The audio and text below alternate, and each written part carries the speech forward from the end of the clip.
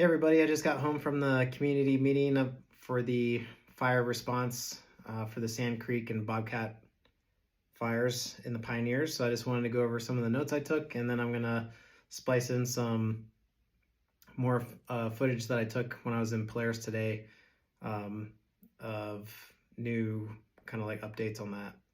So uh, the this community meeting was live streamed on Facebook, I believe. So you might be able to find that. So at first they covered the weather. The good news is that over the next few days, the weather is going to be a lot better to try to fight the fire. They said they have a high confidence that there's going to be some precipitation, maybe not a lot, but it could be anywhere from like 1/10 of an inch to all the way up to a 1/2 inch the next 2-3 days. So that's good. Let's see. As far as fighting the fire, they're doing everything they can. They're, using dozers and people making lines on the ground to try to prevent the fire from spreading more. So that like around the Sand Creek fire, they're, doing control lines all around on every side, pretty much to try to prevent the spread. They're heavily focused on protecting what they call values, which are like buildings, structures, personal property, that kind of stuff. So they have a lot of firefighter crews working on that. Let's see. They're doing a lot of like burnout operations, which is kind of like work controlled burns to help the fire from spreading. They did that on the Bobcat Lakes, or the Bobcat Lake fire, and that's kind of like what helped it prevent from crossing over the byway a good bit. Let's see. On the Sand Creek, they covered like the west side of the Sand Creek fire, and basically the good news with the Sand Creek fire, as far as like the west side, is like it pretty much had stopped spreading. It's just kind of like burning in one area. However, like the east side of the fire is kind of like what's spreading all the way across the byway. So that's what they're having to do a lot of control with right now.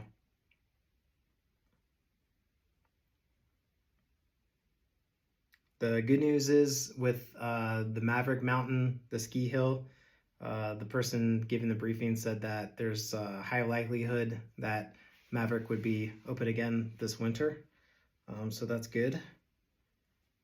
They talked about like how like yesterday was probably like one of the hardest days they were firefighting.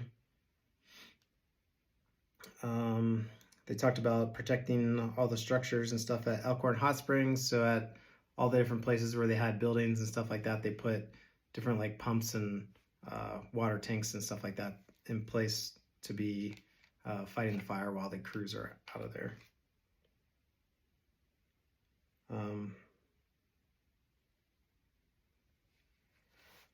One thing that is a little disappointing is that the town of Coolidge is kind of right in the way of where the fire is spreading to the east. For those of you that haven't been to Coolidge yet, it's basically one way in, one way out along a gravel road for probably about maybe 4 or 5 miles. And so the fire is spreading east, and it might hit Coolidge at some point, unless something changes.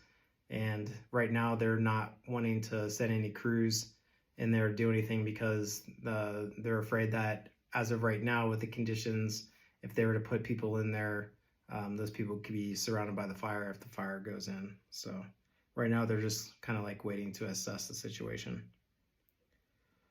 Good news, they're getting lots of resources from all over the country. There's crews from, I think they said like 20 different states that are coming in to help fight the fires, and all different levels of government, like local, state, and federal. So that's nice. And then I asked the question of,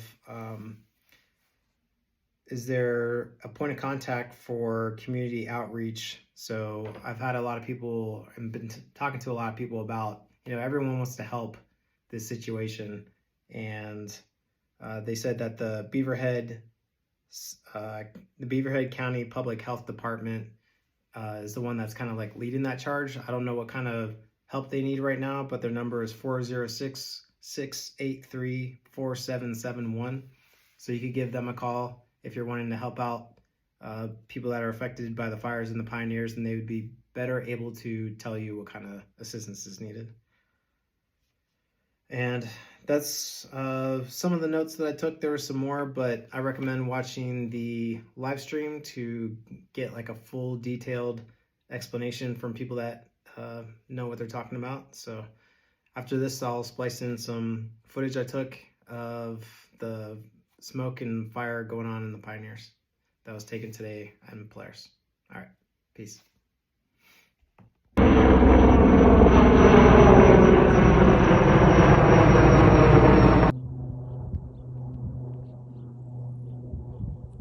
Hey everyone, I'm here in Polaris, Montana, checking out the Sand Creek fire. I'm on my way to Jackson for the community briefing and just wanted to see how it's looking today. All that smoke and everything right there, that's Comet Mountain. That's pretty much going from like here to here. And you have Sawtooth Mountain right back there. And then the Maverick Ski Hill is still has some fire in some spots and stuff like that, but the Comet Mountain area right now looks way different than it did yesterday. Like yesterday there was smoke over there, but it looks like there's been a lot more development in the fire near Comet Mountain today. Looks like a lot of the aircraft are still trying to do prevention of putting out fires near the town and stuff like that. From what I hear, the town's still good. And everything like that, but man, it's crazy how much smoke is coming out from Comet Mountain.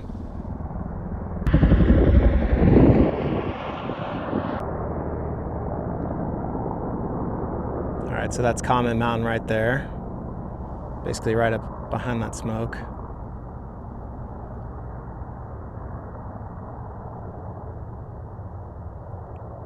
It's kind of like the start of the town of Polaris, where the neighborhood is.